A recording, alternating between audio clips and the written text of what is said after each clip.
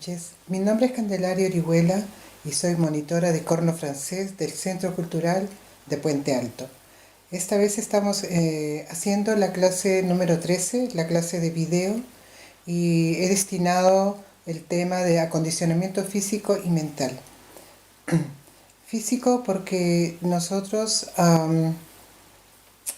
tenemos que mover como energía, tenemos que mantener libre el soplo, eh, eh, practicar la resistencia, etcétera. Pero yo estoy esta vez dando un enfoque desde el punto de vista de la técnica Alexander. Lo estoy haciendo porque mucho trabajo a veces con mis anillos, con mis niños, y les digo cabeza arriba y mantén centrada la cabeza, y creo que no han comprendido todavía. Entonces, quería hablar un poquito sobre la técnica Alexander y cómo nos va a derivar en mejorar nuestro acondicionamiento físico. Matías Alexander era un recitador que perdió la voz. Él perdió la voz, encontraba que en cierto momento movía la cabeza, se acomodaba y de repente podía nuevamente encontrar su resonancia y su voz natural. En ese proceso su hermano médico le ayudó y entre los dos fueron creando, mediante espejos, fueron descubriendo el movimiento que se llama el control primario. Y el control primario, bueno, es un descubrimiento, obviamente, que la nuca es como una guía. Si la nuca se eleva, toda la columna se abre y todas las articulaciones del cuerpo también. Entonces, esto es lo que necesitamos estar como manteniendo libre la nuca, porque inmediatamente la nuca está muy ligada a la primera articulación que tiene, bueno, además de las cervicales, tiene la articulación de los tempomandibulares, que son las articulaciones de la mandíbula. En la mandíbula tenemos ahí los dientes de abajo y en la mandíbula superior tenemos los dientes de arriba. Y entonces acá hay una coordinación, hay un equilibrio que hay que mantener. Mantener la columna abierta depende de mantener la entrada, que lo hacen entre la nuca, la articulación de la nuca, que automáticamente suelta la mandíbula cuando está en una buena posición hacia arriba, y luego el cuerpo está predispuesto, abierto para respirar libremente. La respiración libre se llama, lo que enseña la técnica Alexander. La profesora que tiene este libro que ha derivado de Matías Alexander lo muestra con diagramas también, y ella muestra cómo inmediatamente que la cabeza sube, la nuca se relaja y se abre. Y esto es importantísimo porque para nosotros deja el espacio de resonancia libre para soplar. Los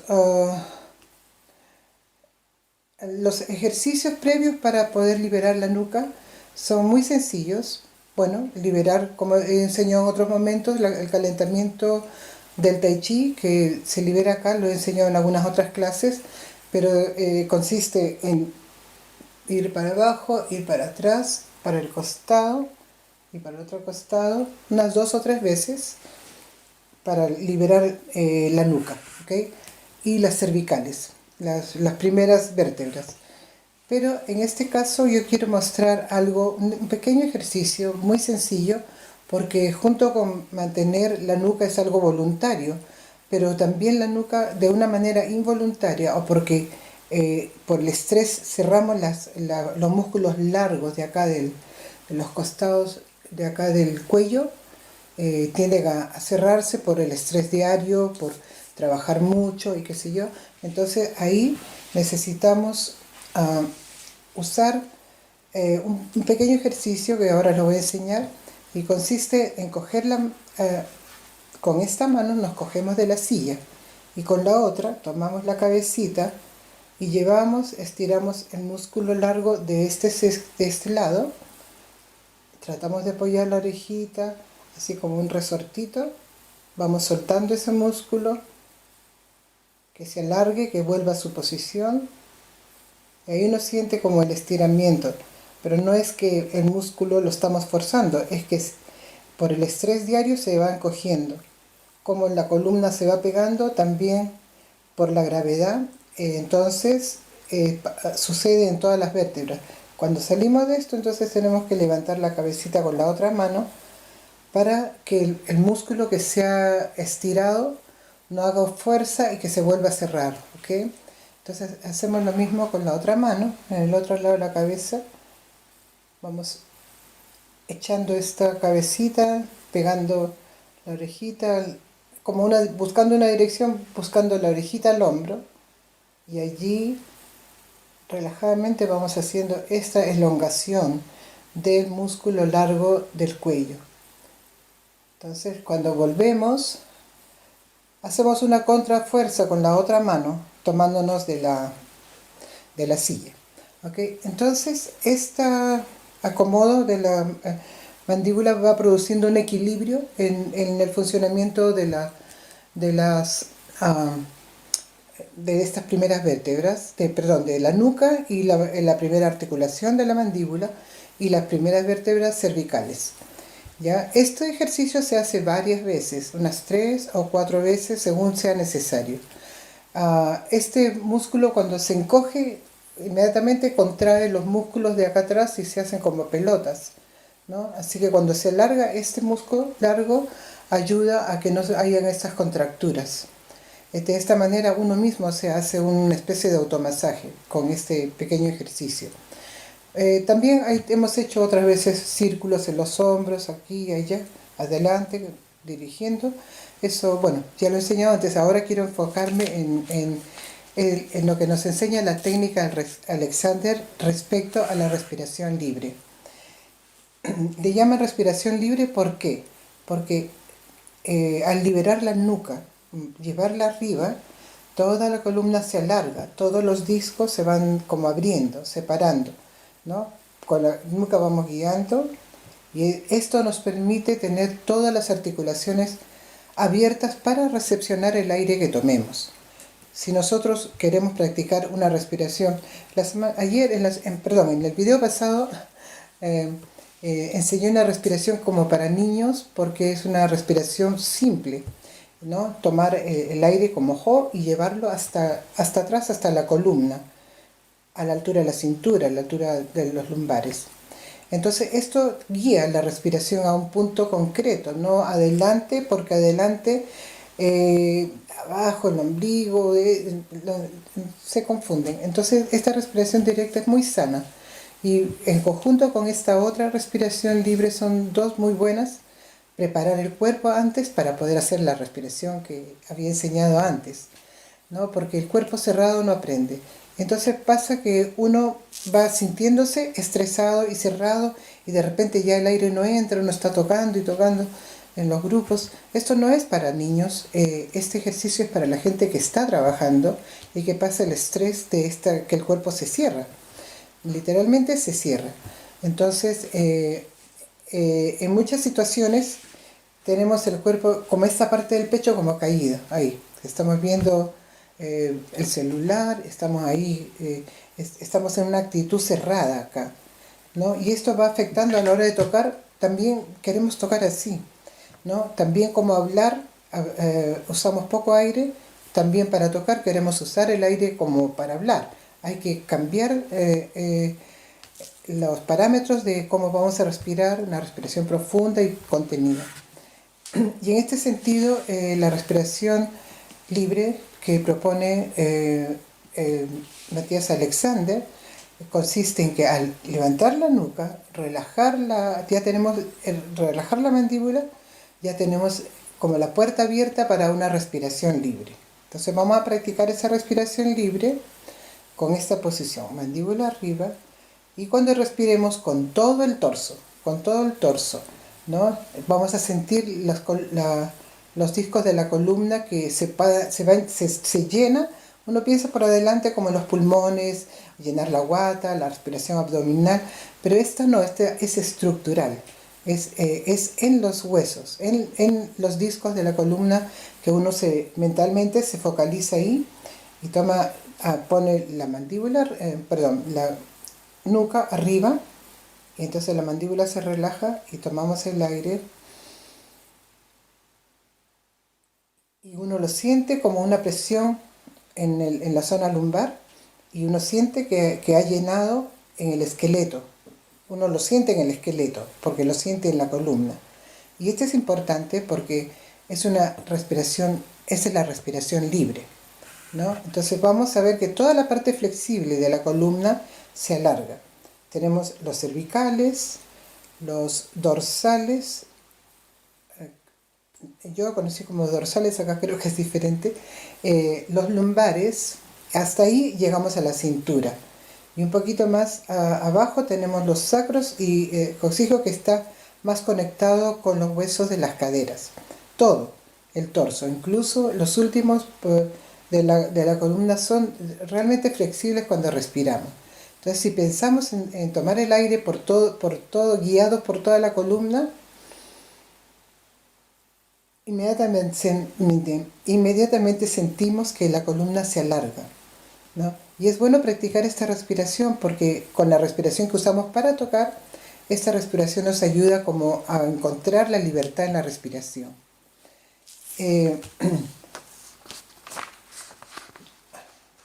Otro punto que quería conversar es sobre los músculos faciales, ¿no? Están sobre los huesos ¿no? Los músculos, ahí los tenemos, sentimos como una máscara de músculos que funcionan sobre los huesos orgánicamente. Tenemos músculos, los músculos de masticar son los músculos fuertes que están ligados y agarrados a los huesos de la mandíbula y de la mandíbula grande. Para masticar son músculos fuertes. Y tenemos los músculos más bien de la mímica, y usamos los dos. Para la fuerza de tocar, de soplar, usamos los dos, ¿no? Centramos con la mímica, usamos la risa, los gestos, pero cuando necesitamos tocar y centrar la embocadura, también nos ayudan a complementar, junto con los músculos fuertes y los músculos de mímica, que son más pequeños y más débiles en un sentido, pero igualmente son armónicamente necesarios para formar la embocadura, ¿ya? Pero sabiendo que a veces hemos sentido dolor acá, que es trabajar tanto. A mí me ha pasado muchas veces que sentí como si hubiera masticado carne o algo así, porque uno fuerza la musculatura cuando tiene que tocar obras muy largas. Y por eso es como ejercicio de reconstruir la respiración. Usamos este ejercicio de la técnica Alexander, que nos propone liberar la mandíbula y liberar la nuca para tener una buena respiración y que toda la columna se abra y se relaje en la respiración. Cuando esto es constante, vamos acostumbrándonos, empezamos a disfrutar como de la libertad de tocar con el movimiento musical que hacemos también.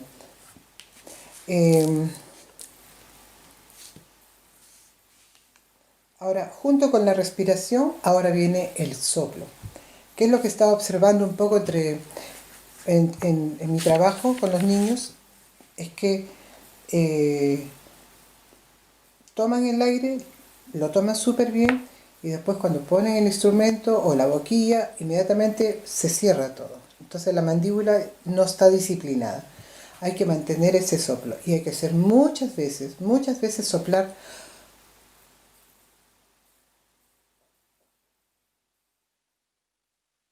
Practicar mucho porque tiene que sanar el vicio de morder, ¿no? Entonces soplando, después de practicar 10 veces, 15 veces ese soplido, vamos a pegar los labios suavemente los labios, no los dientes, y vamos a empezar a suavemente a vibrar con la máscara muy relajada, la máscara de los músculos de la cara, ¿ya?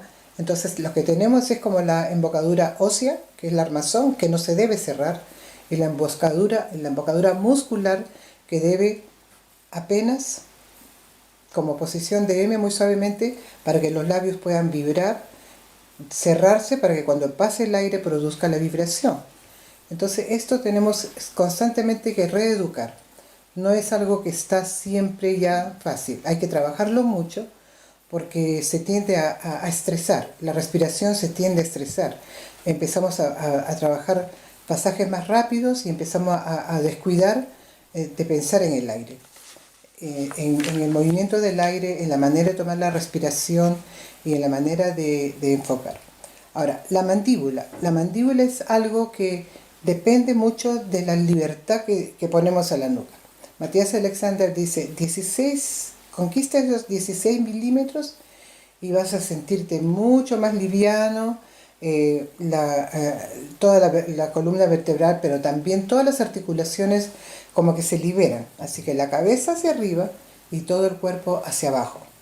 La cabeza nos libera un poco de la gravedad y durante el día nosotros, toda la columna se va achicando y perdemos hasta 2 centímetros de elasticidad, ¿no? Y cuando pasamos en la noche a la forma horizontal de descansar, entonces al día siguiente somos 2 centímetros más altos. Pero esto es como un ir y venir. Entonces necesitamos recuperar ese espacio porque ese espacio que hay entre los discos, hay muchos nervios que también tonifican los órganos. Entonces, cuando practicamos este alargamiento y el alargamiento de la columna, respiración, si piensa unos 5 minutos de hacerlo sería muchas veces, pero con tranquilidad estamos abriendo los discos y dejando que los órganos se nutran con energía. Son muy energéticas estas respiraciones. Bien, esto en cuanto a la respiración. También tenemos el acondicionamiento más del pensamiento, acondicionamiento más mental. Y aquí yo he usado el arte de estudiar del maestro, compositor y cornista Gunther Schuller.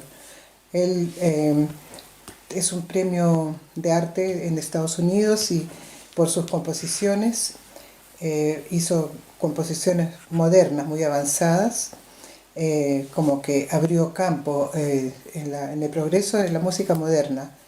Y él era cornista, después se dedicó a ser compositor y profesor de composición en alguna universidad, y él propone 2 elementos importantes para estudiar, para el arte de estudiar. No es simplemente estudiar, sino que considerar que vamos a hacer un arte y también entonces estudiar se tiene que convertir en un arte. Y yo lo encontré muy increíble su propuesta, porque él dice 2 cosas, 2 elementos. Comienza con 2 elementos y 2 consecuencias de los elementos. Habla de estudiar con inteligencia y con perseverancia. La inteligencia nos lleva a un estudio efectivo y la perseverancia nos lleva a lograr metas y a lograr propósitos, cumplir con los propósitos de cada día. Y poquito a poquito se va subiendo la escalera de progreso. Referente al aprender, la propuesta es de aprender a pensar. Aprender a pensar, entonces para aprender a pensar, nosotros tenemos el desarrollo de la concentración, que es un factor importante. El desarrollo de la concentración consiste en que te vas a sentar y vas a planificar el área que no te sale de este pasaje, de este concierto, y ver qué soluciones le vas a poner. Entonces, busca las soluciones y la trabajas. Espero para el próximo video, si tenemos, de hacer esto en la forma más práctica. Ahora tengo heridas en el labio, por eso no estoy tocando. Entonces, la planificación consiste en resolver, en buscar soluciones. Entonces ahí la mente trabaja y se concentra. Entonces uno busca planificar, ordenar y resolver. ¿Qué resolver? Que este pasaje necesita ganar en calidad de sonido, en calidad de articulación, en calidad. Entonces hacer un estudio de calidad, artísticamente hablando, para lograr poder expresar bien una melodía y un ritmo, si estamos estudiando un acompañamiento de una música de cámara, que las progresiones sean escala y sean a intervalos o arpegios estén bien resueltos. Entonces el estudio es siempre con este grado de inteligencia enfocado en esto. Cuando a veces no tenemos percepción, es importante grabar lo que se está estudiando, sean escalas, etudes, conciertos, pasajes de orquesta, porque si no tenemos esa percepción se puede desarrollar grabando. A veces la grabación refleja muy exagerado los defectos, pero ayuda a darse cuenta, porque si no lo hacemos, creemos que hemos hecho bien. Entonces pasamos por unas rutinas. Las rutinas de estudio que automatizan el estudio van creando engaños, autoengaños. Entonces hay que ser súper honestos, con mucha autocrítica y autodisciplina para ir logrando los procesos del aprendizaje. Hay algunas técnicas de concentración, es también como tratar de memorizar. Cuando tratas de memorizar, dicen que esto ayuda a la elasticidad de la concentración, a ver las maneras en que yo puedo memorizar, va profundizando la capacidad de concentración. Y así de a poquito. Si no tratas de memorizar ningún día, entonces es como un poco limitante. Hay que desarrollar la mente y con una mente muy fuerte el propósito de memorización. Aunque algún día tengas que pararte y tocas en tu clase con el libro, pero ya lo dominas con un poco de memorización o mucho o todo, entonces hay más independencia, porque ya está grabado en la mente y en la memoria muscular se ha desarrollado de lento a rápido, de piano o fuerte, cambiando de registro, buscando todas las posibilidades con las que puede mejorar una obra. En corno tenemos realmente la necesidad de, um, de trabajar el repertorio una octava abajo, porque mejora muchísimo la articulación, uno lucha mucho con la afinación. Entonces cuando uno logra centrar en el registro medio bajo, un concierto, luego lo toca en su octava y realmente hay un progreso muy grande, porque trabajado en la octava bajo, el esfuerzo de articular, de frasear, de tocar melodías en un registro más difícil, es más difícil tocar melodías en este registro medio bajo, pero se saca mucho provecho de eso. También hay algunos ejercicios de, de escalas que proponen para articulación. Lo hemos hecho en otros videos, pero en todos los tonos. Es importante hacer todo y llegar a los tonos más bajos porque son más exigentes para la articulación, para la precisión. Y si empezamos también a tocar a velocidad más allá de la que necesita el concierto, por ejemplo, llegamos a un concierto que va a 120, tratamos de tocar a 130, 140, en donde cuesta más, después cuando se va al registro que se toca, ya uno tiene mucho más, desarrolla una capacidad extra de precisión, de articulación, de la coordinación con la respiración también. También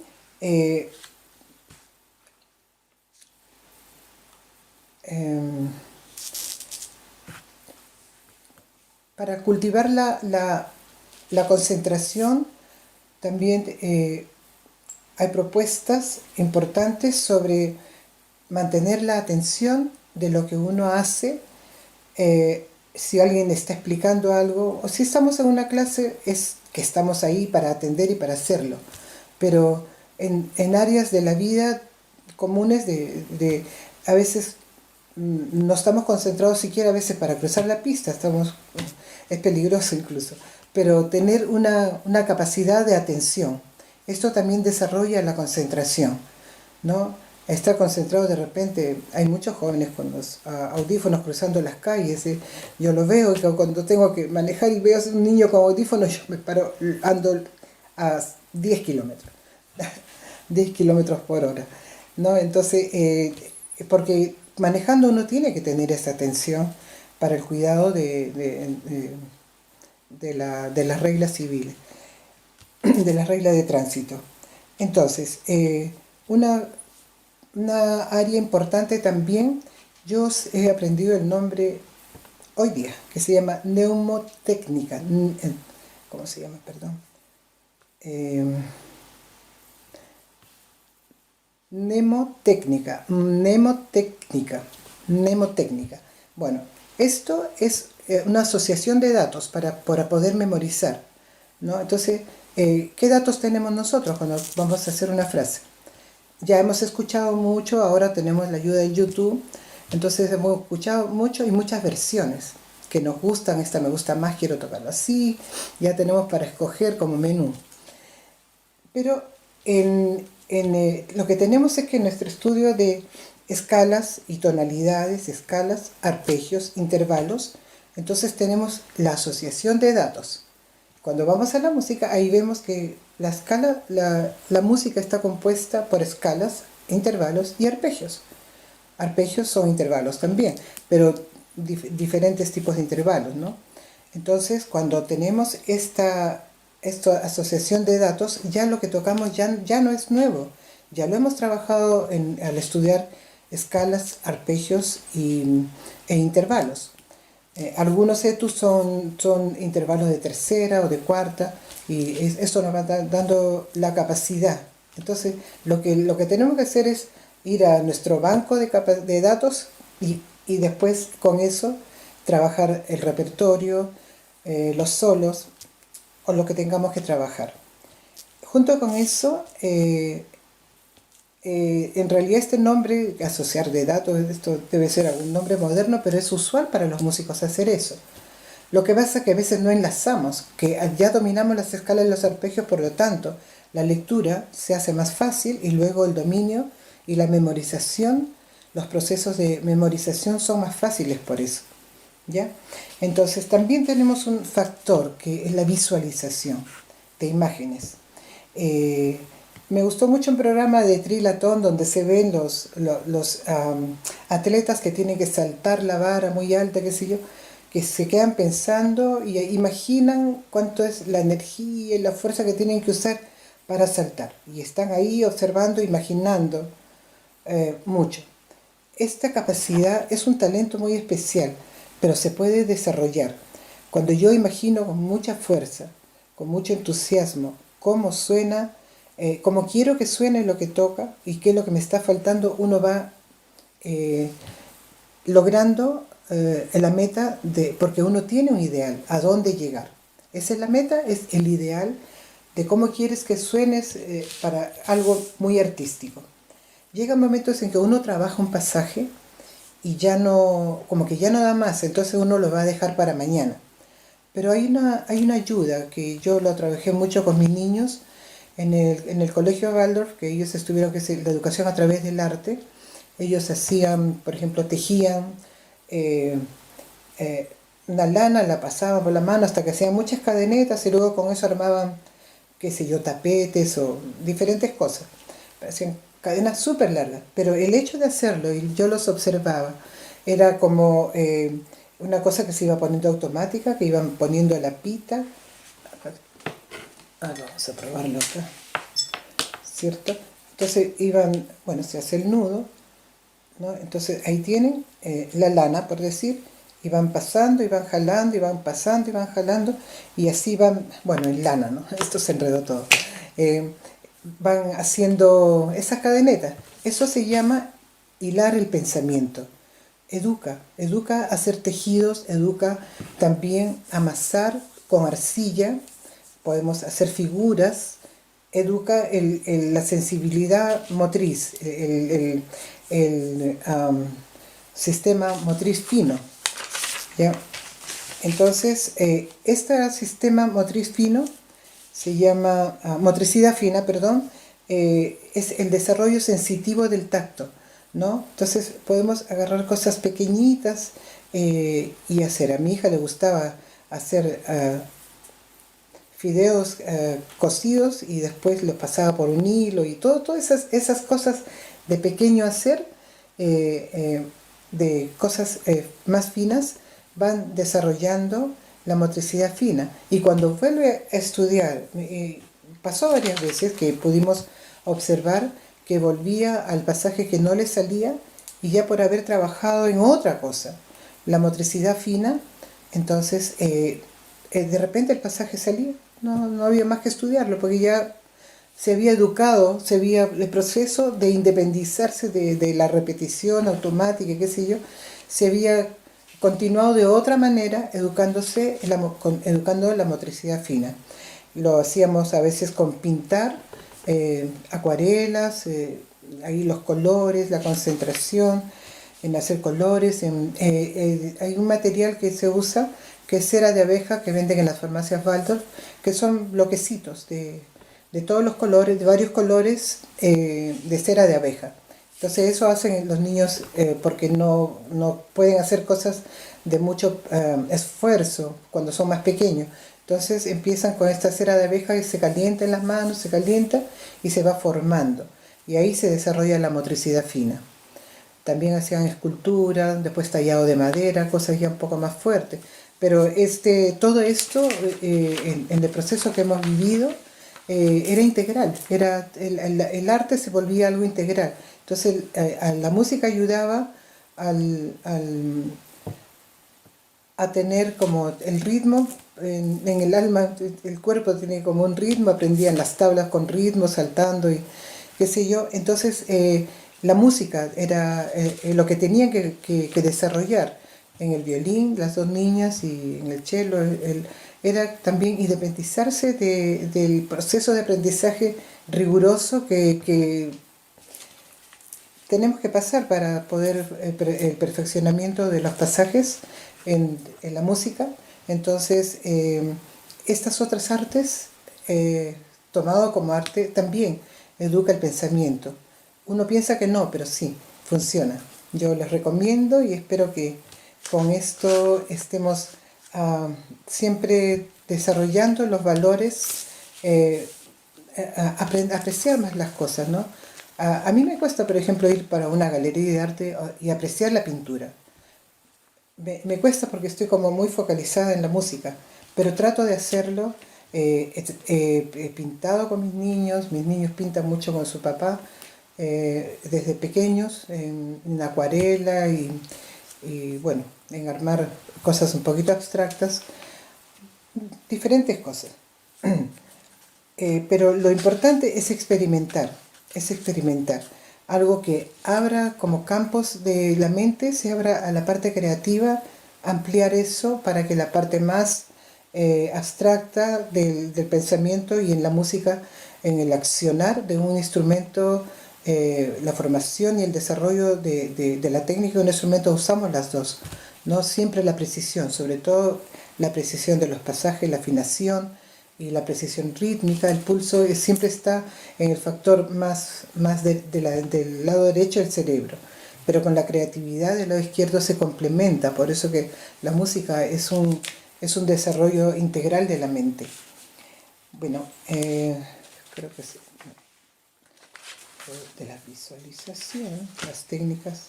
Bueno, yo creo que ya recopilando los puntos, la técnica física, el acondicionamiento físico y el acondicionamiento mental para enfrentar el estudio de los instrumentos se conjugan súper bien. En la técnica Alexander lo que ayuda, por ejemplo, para tener concentración, es mantener esta respiración libre. Y también yo enseño a mis niños, sobre todo cuando tienen que actuar, una respiración de yoga que yo sé que se usa para las personas que sufren de ansiedad. Y se consiste en respirar por la nariz y botar por la nariz, chiquito, 10 veces, como olfateando. 10 veces y botar 10 veces continuado, tomar 10 veces continuado, botar 10 veces.